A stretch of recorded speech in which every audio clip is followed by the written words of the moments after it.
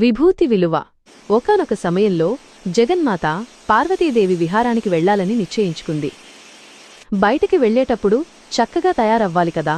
అందుకే తను ధరించడానికి మంచి ఆభరణాలు, ఐశ్వర్యం కావాలని తన భర్త అయిన పరమేశ్వరుణ్ణి అడిగింది.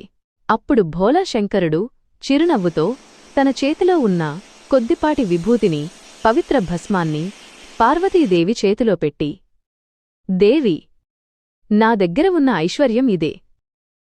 నువ్వు ఈ విభూతిని తీసుకుని ధనాధిపతి అయిన కుబేరుని దగ్గరకు వెళ్ళు. దీనికి సరిపడా ఆభరణాలను, బంగారాన్ని ఇమ్మని అడుగు అని చెప్పి పంపించాడు. పార్వతీదేవి ఆ విభూతిని తీసుకుని కుబేరుని వద్దకు వెళ్ళి, యక్షరాజా, శివుడిచ్చిన ఈ విభూతికి సమానమైన బరువు తూగేటంత బంగారాన్ని, నగలను నాకివ్వు అని అడిగింది. నవనిధులకు అధిపతి అయిన కుబేరుడు అది చూసి నవ్వాడు. అమ్మో, లోకమాత అడిగింది, కేవలం ఈ చిటికెడు బూడిదకు సరిపడా బంగారమే కదా, ఇది నాకొక లెక్క అనుకుంటూ గర్వంగా ఒప్పుకున్నాడు. కుబేరుడు వెంటనే ఒక పెద్ద త్రాసును తెప్పించాడు.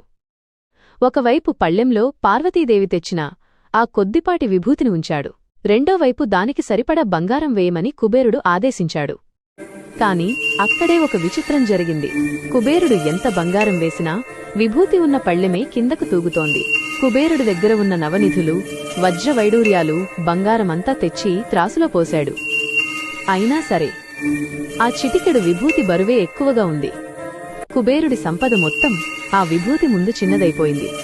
అప్పుడు కుబేరుడికి అర్థమైంది, ఇది సాధారణ బూడిద కాదు, సాక్షాత్తు పరమేశ్వరుడి మహిమ అని.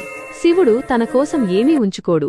తను నిరాడంబరంగా ఉంటూ శ్మశాన బూడిదను రాసుకుంటూ తన భక్తులకు మాత్రం సకల ఐశ్వర్యాలను ప్రసాదిస్తాడు.